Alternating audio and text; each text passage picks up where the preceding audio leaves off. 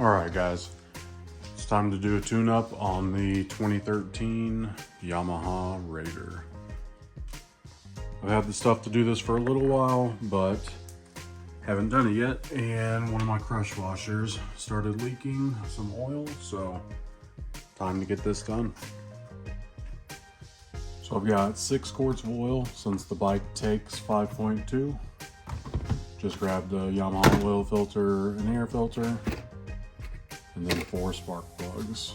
I went ahead and grabbed a set of crush washers from the dealer as well.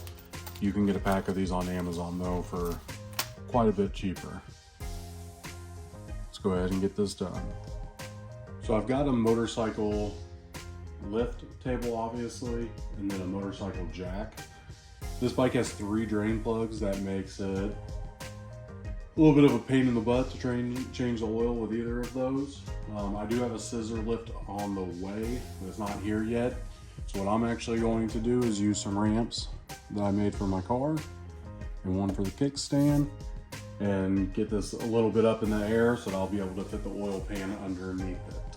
So let's go ahead and get the bike set up.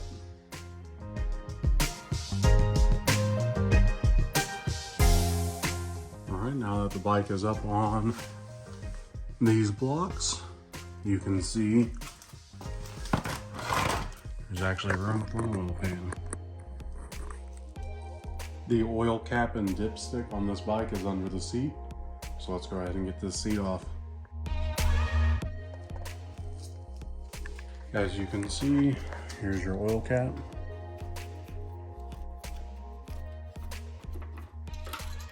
And dipstick's on there. It is a good idea to run your bike for a couple minutes and let it get up to temp before changing the oil. So you can see here on the front of the bike, your oil filter. Directly under here, you'll have 2 of the drain plugs. So here you can see my leaky one. Then there's one more right there. And then there's one on that back side as well. So if you come under here, right next to the shock is your other drain plug. I believe all of the drain bolts are 17 mils. Just know there's not a lot of room to work on this. Even my shortest socket was hitting the frame, and even side to side I can't get this end of the wrench on. So we'll go ahead and take it off with the open, and let's get this oil out of here.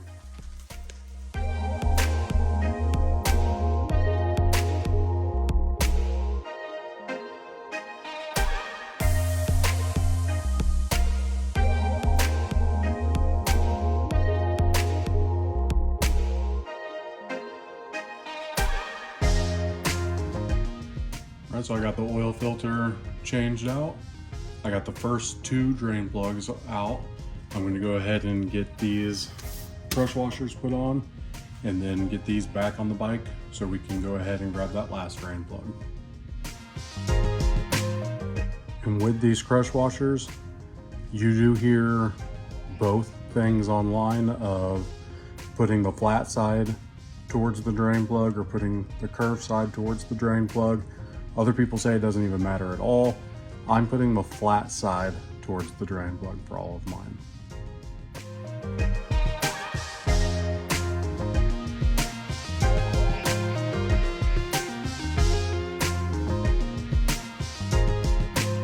All right, now that the oil filter and the front 2 drain plugs are on and tight, let's go ahead and get this last drain plug.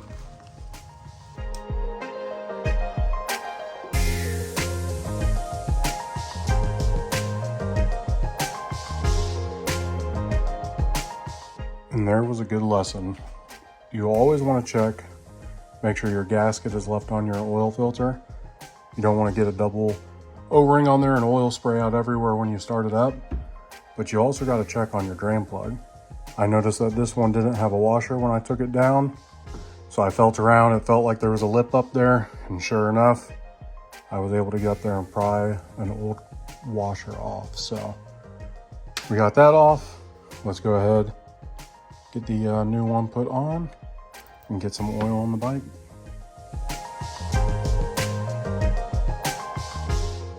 right, so like I said, bike takes just over 5 quarts of oil. One thing to note is, for the manual, you put in the first 2.5 quarts, and then you actually start the bike, give it a couple revs, shut it down, and then add the rest of the oil. After that, start it, let it run for a minute or two, and then do a check to make sure that the level's at the appropriate spot. So let's go ahead and add some oil.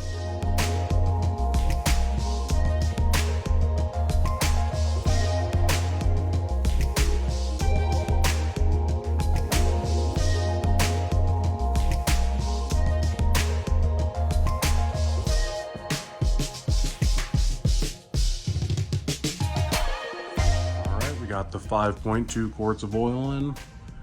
So now I'll go ahead and check and make sure none of those drain plugs are leaking, make sure the filter is not leaking.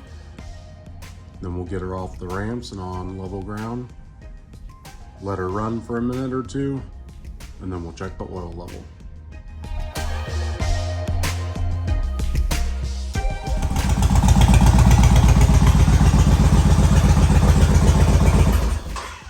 Let's go ahead and check that oil level.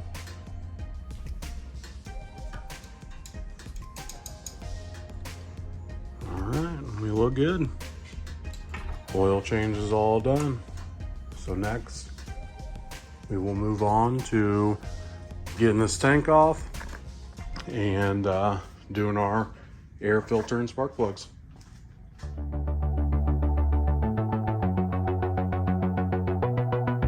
Alright, it's been a few days. Time to go ahead and get the spark plugs and oil filter done. So 3 of the spark plugs you can easily get to without removing anything, but the 4th spark plug is under the tank here. So instead of taking the tank off completely, what I'm going to do is disconnect it from the electronics, unbolt it, and then I'm just going to swivel it to the side, and then I'll be able to access the air filter in that last spark plug. You can take the tank completely off if you want to, obviously. If you do that, you'll have to get into these valves here and shut the fuel lines off, and then just be prepared, when unhooking the fuel lines for any fuel that might leak out. But since I don't actually need the tank completely off, I'm just going to swivel it to the side. So let's go ahead and work on that first. So the first thing we're going to remove is this shroud. There is 3 5mm Allen button head bolts. So we'll get those 3 out, see what connections we have to unplug, and get this out of the way.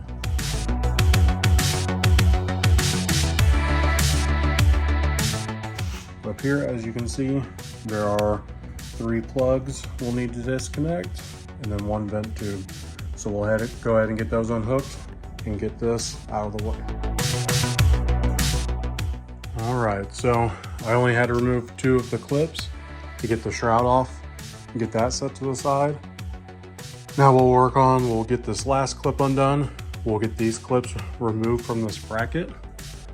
So a little tip, if you have a small enough wrench, you can actually squeeze those sides in and it will help pop these out. So you can always give that a try. After that, I have this cover that's over the steering lock. So we're going to use a 4mm Allen to get those 2 bolts out and get that out of the way. That way we can access the 2 5mm Allen bolts that are holding the front of the tank on. And then we've got 2 10mm back here. We'll undo those.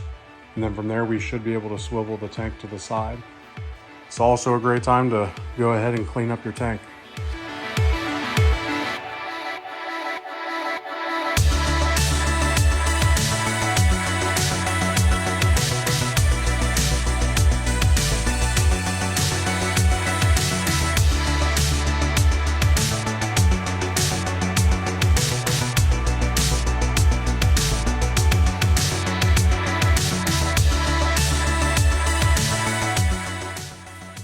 So just make sure you get that 3rd connector undone, because that's what held me up a little bit. There wasn't enough room to swivel around with that still connected. But as you can see, my fuel lines are still connected.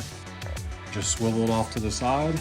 And with that, you can access the air filter housing.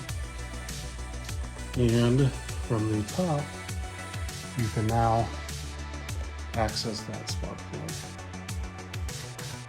So what I'm going to do next is clean around up here a little bit. I'm going to cut some of the excess of these zip ties off, and then work on getting that air filter housing off. Looks like it's just a couple screws.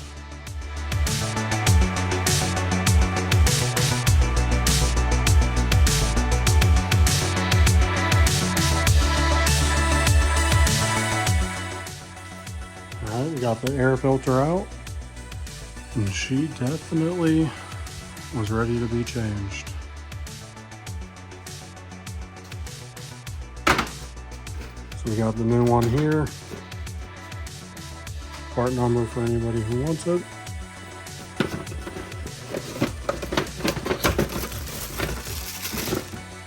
Much better.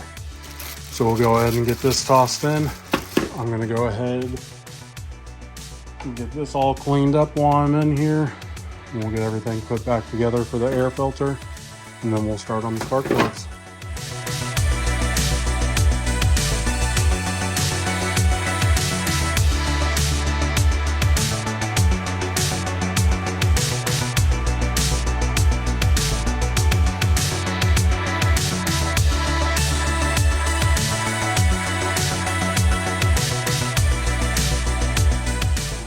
That all done, so now it's time to do these spark plugs. So there's the part number for anybody who may be looking. They always tell you that they're pre-gapped, but I always double check. So we'll go ahead and check and make sure these are gapped. They're recommended to be 0.8 to 0.9 millimeters, which is also 0.031 to 0.035 inches. So let's go ahead and make sure that these look good, get them gapped, and then we'll get them thrown on the bike.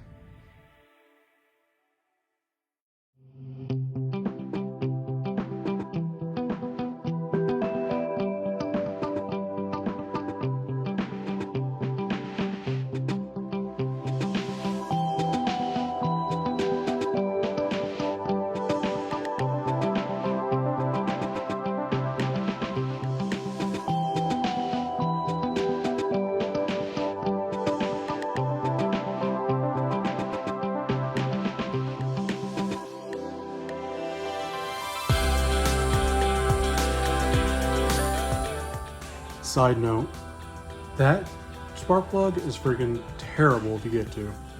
Got that done, let's do the other three.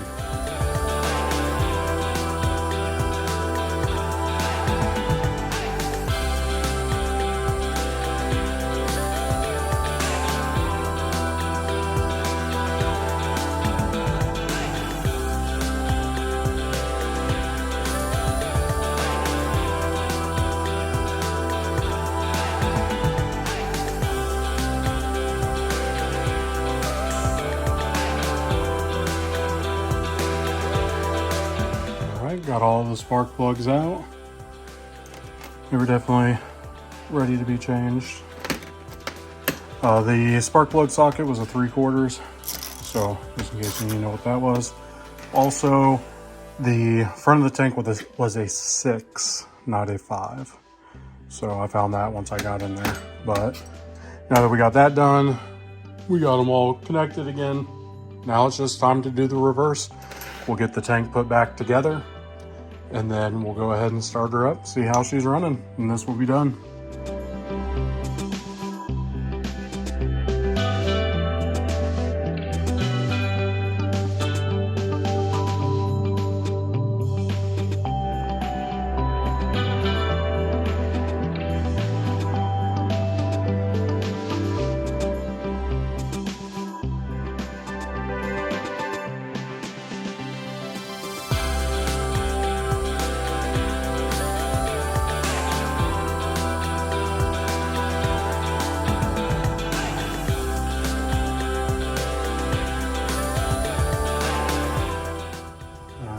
There we have it. Oil change, Air filter and spark plugs complete.